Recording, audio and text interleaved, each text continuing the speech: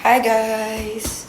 So today, kay mag-what's inside my bag ta, exam edition kay. Dili dyan ako kayo yung kagamay akong bag.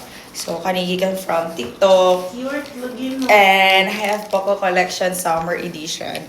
The surf and katong na ball. Diba? Muna ko anik-anik guys. Kay I love potcore. So, ang sulod sa akong bag is basically my wallet. Na-comments na lang tanan. Gihatag rin is ako Then, keychain ni siya, regalo na ako sa akong friend sa last time ako na school. Last time na school? Basta itong school na ko before. Then, ako yung ani, sulod, purple ka po siya guys. So, ang sulod na niya is, ako ang very dako, pang 5 years na white flower. And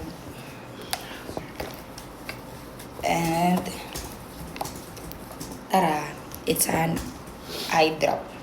Say kay kaya akong mata, so kaniya akong gamiton. So mo na siya. Gibutan ako siyang anit guys kay para pag lahi akong bagay diretso nag-ana. Then ora share na ko na power bank. Dako jud kayo siya kay dili jud lalim. Di ko ganan malubat kay kasaban jud ko sa tanan. May payong, may kaela, gamay, kay para kasya lang sa gamay na bag. And, pencil case. Kani siya sa pop-up store sa Manila. So, yun. Kisa eyeglass, kung maguba akong eyeglass, so, nakoy pang Dahil nasulod ani guys, 5. Mechanical pencil. Highlighter, 2.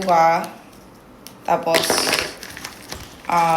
kurumi na then, bala sa stapler, then, kasi tawagan pambuslot, puncher, stapler, ballpen again, ballpen, then, sharpener, then, pangpaswertan ako na ballpen, and cutter.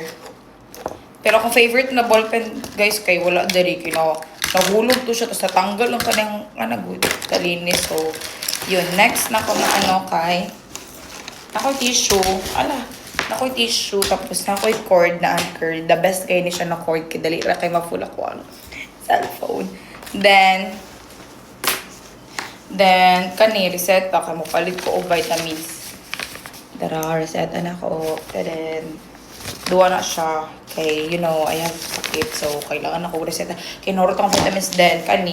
Sanitary napkin. Wala siya butanganan guys kay ang butanganan niya kadi man sa to sa kumbag. So kanilang extra lang kung kailangan pero di pa na ko siya need